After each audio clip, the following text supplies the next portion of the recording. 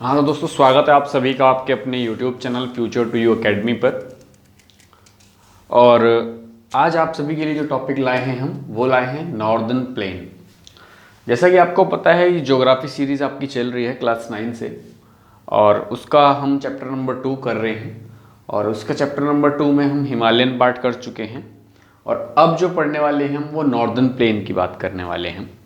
मैंने आपको बताया था कि 6 फिजियोग्राफिक डिविजन्स हैं कुछ, उनके बारे में मैंने बताया था। उसमें हम पहला वाला सेक्शन जो हमारा हिमालयन का है वो हिमालयन पार्ट हम कंप्लीट कर चुके हैं, और आज हम जो पढ़ेंगे वो है हमारा नॉर्दर्न प्लेन। तो चलिए शुरू करते हैं और देखते हैं क्या है। देखिए, बात आई नॉर्दर्न प्लेन्स की। सबसे पहले जो हमने पढ़ा वो था हमारा हिमालय। अब हिमालय जो था वो हमारा नॉर्थ पार्ट में था, ठीक। अब हिमालय से क्या होता है कि हिमालय से रिवर्स ओरिजिनेट करती हैं। रिवर्स ओरिजिनेट करती हैं तो वो चलती हुई आती हैं ग्रेटर हिमालय से, फिर लेसर हिमालय, लेसर हिमालय से फिर वो शिवालिक से होती हुई नीचे आती हैं। अब ऊपर जो क्या होता है कि आपका ऊपर जो होता है कि वहां पर इरोजन होता है। किसका? माउंटेन का इरोजन होता है। माउंटेन इरोजन होता है, देन उसके बाद आपका वहां से इरोजन होते हुए कुछ पेबल्स, सेडिमेंट्स नीचे आते हैं। अब सेडिमेंट्स जो आते हैं उनका क्या हो, देखिए जो सेडिमेंट्स आते हैं स्टार्टिंग में आप देखिएगा कि आप जब जैसे जैसे आप माउंटेन से नीचे उतरते चले आते हैं, उस एरिया को आप देखते चले आते हैं, तो सबसे पहले आपको मिलेंगे कुछ बड़े पत्थर। फिर उसके थोड़ा और नीचे आएंगे तो फिर आपको कुछ छोटे छोटे पत्थर्स मिलेंगे। उसके और नीचे आएंगे तो आपको वो एलुवियल सॉइल टाइप में मिलने लगेगा। तो ऐसा कुछ होता है। तो ये जो छोटे छोटे पत्थर जो नीचे आ रहे हैं तो ये क्या है, प्लेन एरिया बनाते हैं। जब शिवालिक से हमारा नीचे की तरफ जब और आता है तो वो सेडिमेंट डिपॉजिट होने के वजह से वहां पर क्या होता है कि नॉर्दर्न प्लेन्स हमारे बनते हैं। तो नॉर्दर्न प्लेन्स की थोड़ी सी बातें हम जान लेते हैं कि नॉर्दर्न प्लेन्स का थोड़ा सा इंट्रोडक्शन पहले देख लेते हैं कि देखिए, northern plains formed by the interplay of 3 major rivers. जो हमारा देश का, हमारे इंडिया का जो नॉर्दर्न प्लेन्स है वो 3 मेजर रिवर से मिलकर बनता है। एक है इंडस रिवर, एक है गंगा रिवर, और एक है ब्रह्मपुत्र रिवर। तो ये 3 रिवर हैं जो हमारी, जिनकी वजह से हमारा ये जो है ये बनता है। इंडस है, गंगा है और ब्रह्मपुत्र रिवर है। और इनके साथ इनकी खुद की कुछ अलग से ट्रिब्यूटरीज भी हैं। अब ट्रिब्यूटरीज क्या होता है, देखिए ट्रिब्यूटरीज को अगर हम हिंदी में बात करें तो इन्हें बोलते हैं सहायक नदियां। सहायक नदियां मतलब एक मेन रिवर होती है, और हो सकता है कि कहीं और से कोई दूसरी रिवर ओरिजिनेट हो रही हो और वो जा करके क्या होता है मेन रिवर में मिल जाती है। तो वो जो दूसरी जो रिवर है, छोटी सी रिवर जो कि मेन रिवर में जाकर मिल रही है, वो क्या कहलाई जाएगी, ट्रिब्यूटरीज की कही जाएंगी। वैसी जो रिवर जितनी भी होती हैं, तो क्यों, क्योंकि वो मेन रिवर को सहायता दे रही है, और तो सहायक नदियां कहते हैं हम इनको। और ये जो हमारा नॉर्दर्न प्लेन है ये किससे बना होता है, एलुवियल सॉइल से बना होता है। एलुवियल सॉइल कौन सी सॉइल होती है, ये वो सॉइल होती है सबसे ज्यादा उपजाऊ सॉइल हमारी यही होती है, एलुवियल सॉइल। और नॉर्दर्न प्लेन का अगर हम एरिया देखें कि कितने एरिया में ये फैला हुआ है, तो हमको पता लगता है कि करीब करीब ये 7 lakh kilometre, 7 lakh square kilometre के एरिया में ये फैला हुआ है। इसकी लंबाई देखें तो करीब करीब 2400 किलोमीटर की लंबाई है, और चौड़ाई देखें तो 250 किलोमीटर, वो 240 किलोमीटर से लेकर के 320 किलोमीटर तक इसकी आपको विड्थ मिल जाएगी, चौड़ाई मिल जाएगी। मैंने जैसा कि आपको कहा कि rich soil cover with adequate water. यहाँ पर जो सॉइल है रिच सॉइल क्यों कहा जा रहा है, इसके रिच सॉइल इसलिए कहा जाता है कि यहाँ पर एग्रीकल्चर बहुत अच्छे से होती है, और यहाँ पर एग्रीकल्चर होती है rich soil with adequate water. यहाँ पर पानी भी आसानी से मिल जाता है। क्यों? क्योंकि नदियाँ हैं वो आपका माउंटेन से आती हैं और प्लेन एरिया को ड्रेन करती हुई चली जाती हैं, तो वहाँ पर एडिक्वेट वाटर मिल जाता है प्लेन एरियाज में। इसी वजह से फेवरेबल फॉर एग्रीकल्चर, और यहाँ पर एग्रीकल्चर भी अच्छे से हो जाता है इसी एरिया, प्लेन एरियाज में। अब जब देखिए यहाँ पर एग्रीकल्चर अच्छे से हो जाता है, पानी अच्छे से मिल जाता है, रहने की जो क्लाइमेट है वो क्लाइमेट भी काफ़ी ठीक है, बहुत अच्छा है। तो क्या होगा कि यहाँ पर अलग अलग जगह से लोग आकर माइग्रेट करने लगेंगे और यहाँ पर रहना शुरू कर देंगे। तो जब ज़्यादा लोग यहाँ पर आएंगे, अब हर जगह से लोग आएंगे, तो क्या होगा, ये जो एरिया है ये डेंसली पॉपुलेटेड हो जाएगा। डेंसली पॉपुलेटेड मतलब इस यहाँ पर बहुत ज़्यादा लोग आ जाएंगे, तो तभी कहते हैं कि northern plains are densely populated.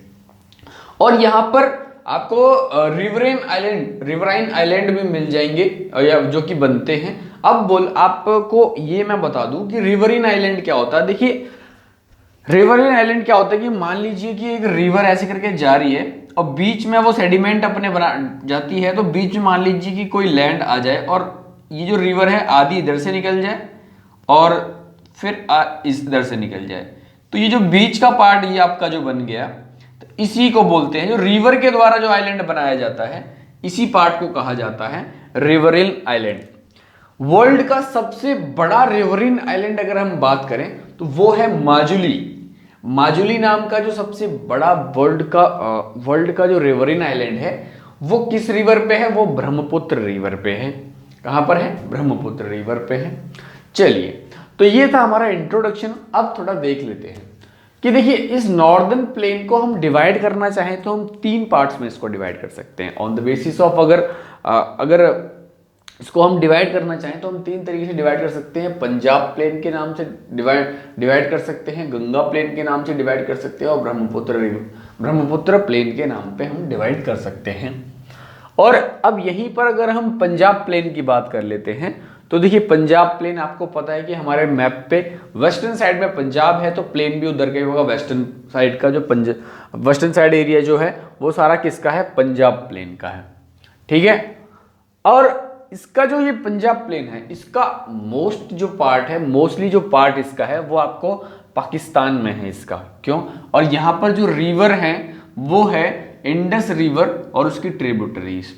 अब इंडस रिवर तो है ही, ठीक है, इंडस रिवर है, इसकी ट्रिब्यूटरीज है सतलुज, झेलम, सतलुज, रावी, चेनाब और ब्यास। इंडस की ट्रिब्यूटरीज ये दे रखी हैं, झेलम है, सतलुज है, रावी है, चेनाब है और ब्यास है।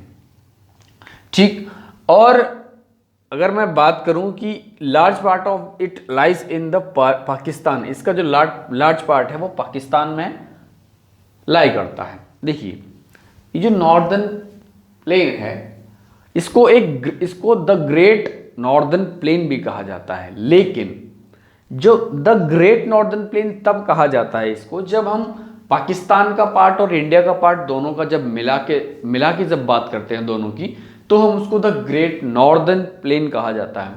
लेकिन वहीं अब हमें तो अपने भारत देश का पढ़ना है, तो भारत देश का पढ़ना है तो वहां पर हम सिर्फ इसके लिए एक टर्म यूज करते हैं जो कि है द नॉर्दर्न प्लेन।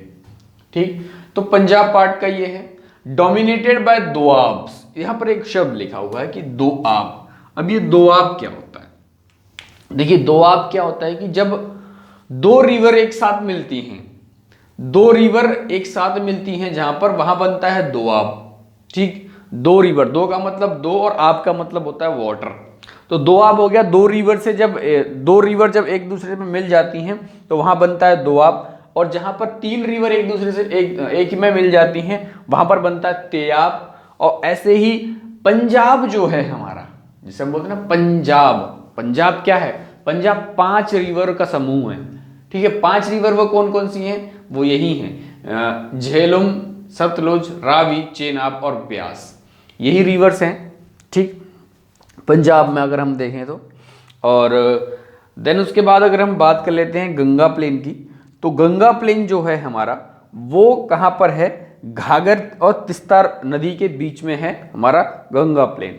घाघर नदी है एक जो कि आपके हिमालय से ओरिजिनेट करती है और मानसरोवर लेक के आसपास से।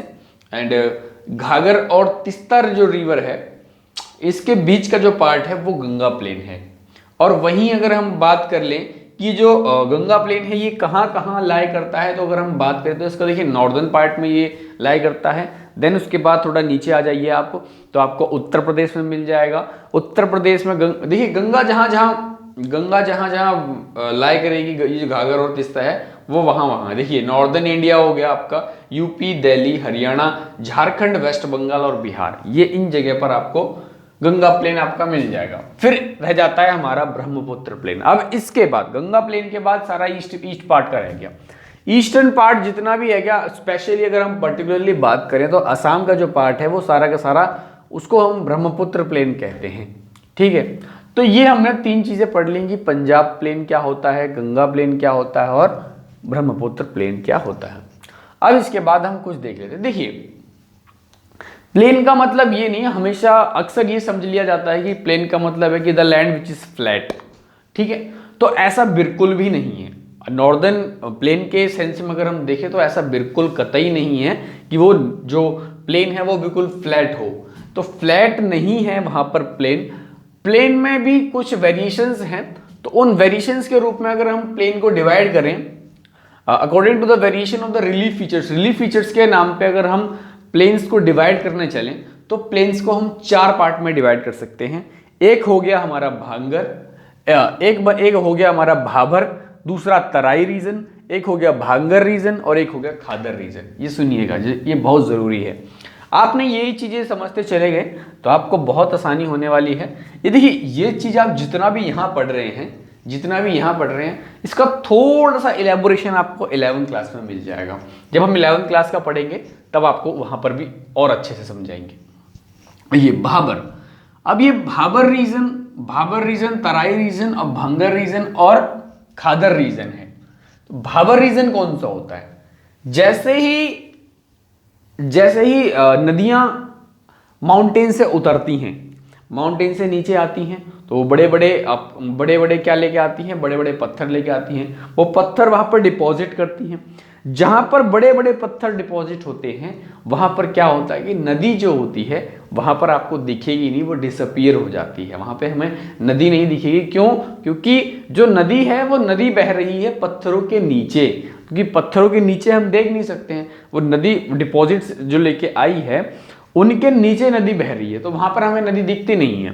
ठीक है, तो जो बड़े बड़े पत्थर्स होते हैं वो जो कि शिवालिक रेंज के पैरेलल में चल रहे होते हैं, तो करीब 8 से 16 किलोमीटर की बीच में इनकी विड्थ होती है इस बेल्ट की अगर हम देखें तो ये जो बड़े बड़े पत्थर्स हैं आपके, वही क्या है, वही रीजन जो है, वो वाले जो बेल्ट है हमारी, उसको बोलते हैं हम भाबर रीजन।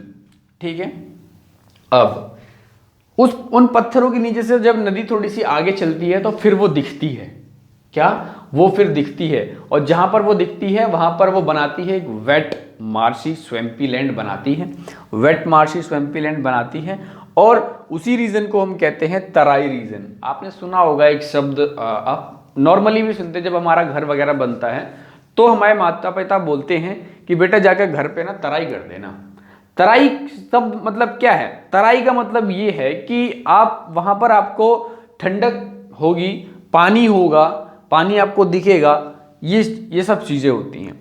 और एक यहाँ पर तराई रीजन की मैं आपको एक बात और बताऊं कि ये मेनली जो ये वाला जो तराई रीजन वाला पार्ट था, ये मेनली फॉरेस्ट वाला पार्ट है। ये कौन सा पार्ट है? फॉरेस्ट वाला पार्ट है। अब ये फॉरेस्ट वाला पार्ट है नहीं, था। क्यों था? क्यों? इसलिए क्योंकि जब इंडिया का पार्टीशन हुआ तब जो पाकिस्तान से लोग माइग्रेट करके इंडिया आए थे उन लोगों को ये एरिया दे दिया गया, और इन लोगों ने क्या किया कि उस वहां के फॉरेस्ट को काटा और अपने रहने के लिए और एग्रीकल्चर के लिए अपना एरिया बना लिया। तो तराई रीजन आपको समझ में आया कि तराई रीजन कौन सा होता है? ये क्या होता है? Streams and rivers re emerge create an wet swampy marshy region is the Terai. Then उसके बाद आता है हमारा भांगर रीजन। भांगर रीजन कौन सा है? देखिए, भांगर रीजन सबसे बड़ा रीजन है, largest part of the plain containing the old alluvium. ये सबसे बड़ा प्लेन का सबसे बड़ा रीजन है और इसमें ओल्ड एलुवियम मिलता है। और ये जो होता है ये आपका फ्लड प्लेन एरियाज जो होती हैं, फ्लड प्लेन मतलब जहां पर बाढ़ आ सकती है, उससे ऊंचा होता है थोड़ा सा, तो ऊंचा होता है। और यहां पर आपको क्या मिलेगा कि flood plains on the terraces this known as the bhangar. और यहाँ पर आपको कुछ कैलकेरियस डिपॉजिट मिल जाएंगे। अब कैलकेरियस डिपॉजिट कौन से होते हैं, ये नॉर्मली अगर हम रीजनल भाषा में कहें तो यहाँ पर कंकड़ वगैरह मिल जाते हैं। तो कैलकेरियस डिपॉजिट जो होते हैं वो सारे, उनको हम कंकड़ भी बोलते हैं। फिर आता है हमारा खादर रीजन। अब खादर रीजन क्या होता है, देखिए खादर रीजन होता था new younger deposits of flood plains are called khadar. अब जो नए यंगर डिपॉजिट्स होते हैं, देखिए ये तो ओल्ड एलुवियम है, यंगर डिपॉजिट जो प्लेन के ऊपर हो रहा है नई, अब जो नदियां लेकर के आ रही हैं यंगर मतलब छोटे छोटे पत्थरों को, या फिर यंगर डिपॉजिट एलुवियम सॉइल का लेके आ रही है, जो नदी अपने किनारे पर छोड़ के जा रही है, किनारे पर छोड़ देती है, वो सारे के सारा वो जो रीजन होता है वो उस रीजन को हम बोलते हैं खादर रीजन होता है।